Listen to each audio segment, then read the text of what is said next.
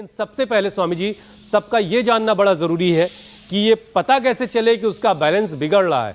वात क्या होता है, पित्त क्या होता है और कफ क्या होता है, जरा पहले यहां से एकदम जीरो से शुरू करिए।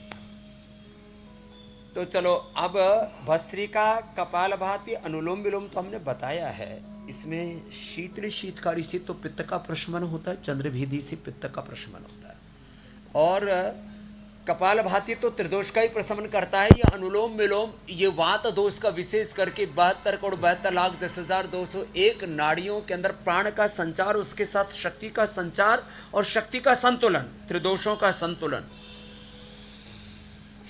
तो त्रिदोष क्या है? वात, पित्त, कफ। तो वात माने प्रकाश, क्रिया, स्थिति। प्रकाश, क्रिया और स्थिति, ये तीन चीजों से ये सृष्टि चल रही है, जिसको सत्व, रजस, तमस कहते हैं। तो प्रकाश का संबंध है पित्त से, क्रिया का संबंध है वात से, और स्थिति का संबंध है कफ से। तो ये तो सत्व, रजस, तमस की दृष्टि से त्रिगुणात्मक के जो जगत है उससे इन तीन दोषों को मैंने कहा।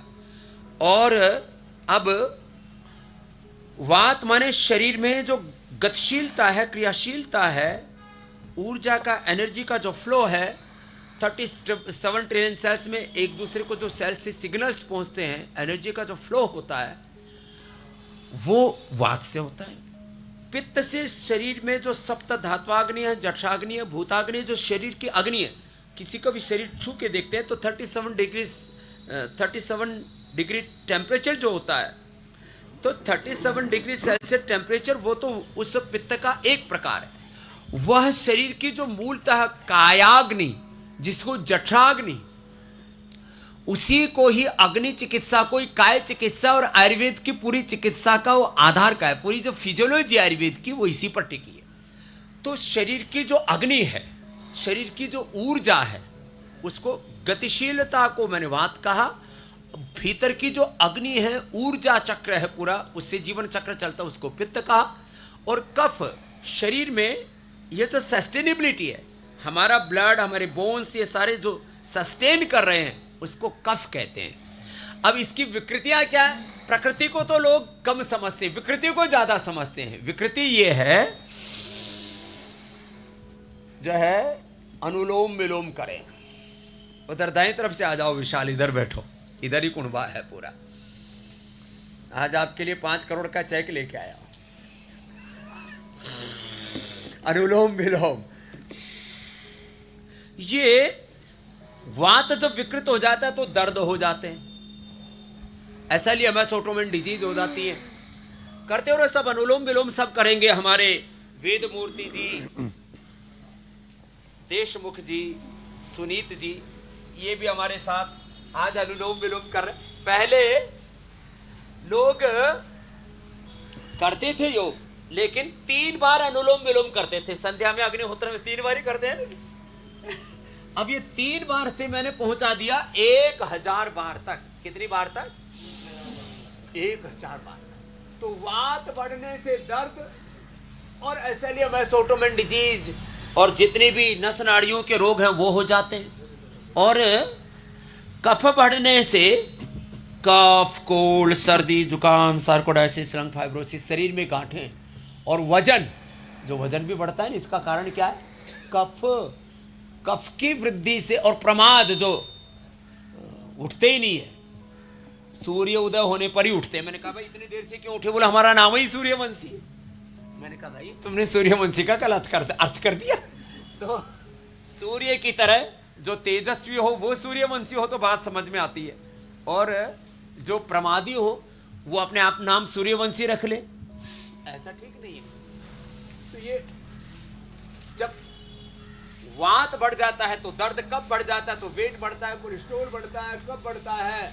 तो शरीर के अंदर गांठें बढ़ती हैं, वजन बढ़ता है, नींद भी बहुत आती है लोगों को, और पित्त बढ़ जाता है तो एसिडिटी। फिर शरीर में अलग अलग प्रकार के स्किन के उपद्रव होते हैं। पित्त बढ़ने से गुस्सा भी बढ़ता है, तो ऐसे अलग अलग प्रकार के पित्त की फिर उससे एसिडिटी और अल्सरेटिव कोलाइटिस शरीर और में स्वामी अंदर जी, गर्मियां जब घाव हो बढ़ती जाते हैं, जी मेरे भाई, गर्मी जब बढ़ती तो भी लोगों को ज्यादा गुस्सा आता है। जी। वैसे स्वामी जी, आजकल चांद का बड़ा जिक्र हो रहा है, और एक चांद से जो एक नई लेटेस्ट बात अभी पता चली है वैज्ञानिकों को, वो है कि चांद भी बड़ा गर्म हो रहा है। हम लोग जानते थे कि चांद बहुत ठंडा है, उसकी ठंडक जो है हम लोग की आंखों चांद को, भी गर्म हो रहा है। हाँ 70 डिग्री उसका तापमान आया है। ये बड़ा हैरान कर रहा है वैज्ञानिकों को। शीतलम लोके चंदनात भी चंद्रमा चंदन चंद्र और मध्य शीतला साथ उसकी संगति शीतलता की बातें होती थी।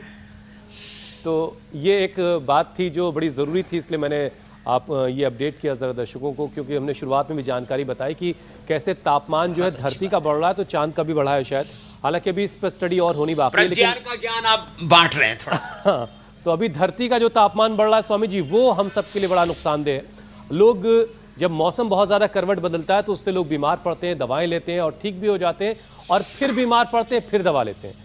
लेकिन बीमारी की जो जड़ है उसका पता लगाने की तरफ शायद ज़्यादा लोग नहीं सोचते हैं। तो आज स्वामी जी, आप सबको ज़रा ये समझाइए कि जब भी कोई बीमारी हो तो पहले उसके बारे में जानकारी हासिल करें, उसकी जड़ का पता लगाएं। ये समझाना बहुत जरूरी है। तो एक तो सूर्य नमस्कार करें, और फिर जो कर पाए वे वृक्षासन करें, गरुड़ासन करें, अलग अलग प्रकार के आसन करें, और एक एक आसन को 1-2 मिनट से लेकर के हम 10 मिनट तक करवा देते हैं। तो रोग होते क्यों हैं? अब देखो, मैं मोटापा तो बोल दिया कफ बढ़ने से होता है, ये बीपी पित्त बढ़ने से होता है, ये शुगर भी मूलतः पित्त, वात और कफ त्रिदोष का असंतुलन है शुगर। बीपी मुख्य रूप से पित्त बढ़ने से होता है, और शुगर मूलतः पित्त बढ़ने से पित्ताशय और आग्नेयाशय दोनों में विकृति आई तो हो गई डायबिटीज। पित्त बढ़ने से आग्नेयाशय का, अग्नि का संतुलन बिगड़ा, और उससे उसमें इन्फ्लेमेशन आया, उससे उसके जो बीटा सेल्स हैं वो डिजनरेट हुए, और उससे शुगर हो गई। तो मूलतः पित्त बढ़ता है, फिर कफ और वात। कफ बढ़ने से उसके अंदर क्रियाशीलता कम होती है, और वात बढ़ने से वहां की जो है ऊर्जा, वहां की जो गतिशीलता है उसमें कमी आ जाती है।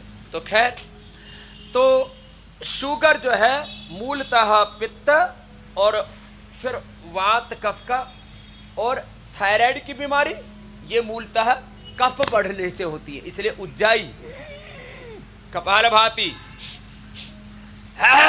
सिंहासन करने से थायराइड ठीक होता है।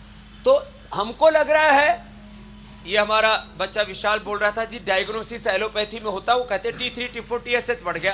अरे T3 T4 TSH बढ़ा कैसे? अब उसके लिए फिर ये नकली वो खाते रहते हैं हार्मोन्स। तो बढ़ा ये कफ बढ़ने से। कफ बढ़ने से तुम्हारा गला गड़बड़ हुआ, कफ बढ़ने से तुम्हारा थायराइड, पैराथायराइड गड़बड़ हुआ, पिट्यूटरी ग्लैंड गड़बड़ हुआ, इसलिए थायराइड की प्रॉब्लम है। तो थायराइड की प्रॉब्लम T3 T4 TSH की प्रॉब्लम नहीं है, ये कफ की प्रॉब्लम है। इसलिए कफ को बैलेंस कर लो, कभी जिंदगी में थायराइड की प्रॉब्लम नहीं होगी। पित्त को बैलेंस कर लो, कभी भी जिंदगी में शुगर नहीं होगा। कफ को बैलेंस कर लो, कभी मोटे नहीं होगे, कोलेस्ट्रॉल नहीं बढ़ेगा, हार्ट अटैक नहीं होगा। अब ऐसे अलग स्वामी जी थोड़ा सा देखिए, जो बीमारियां, जितने भी स्किन डिजीज है, सब पित्त बढ़ने से होती है। इंडिया टीवी हर वक्त हर जगह डाउनलोड करने के लिए सर्च करें India TV news Google play store या ऐप स्टोर पर।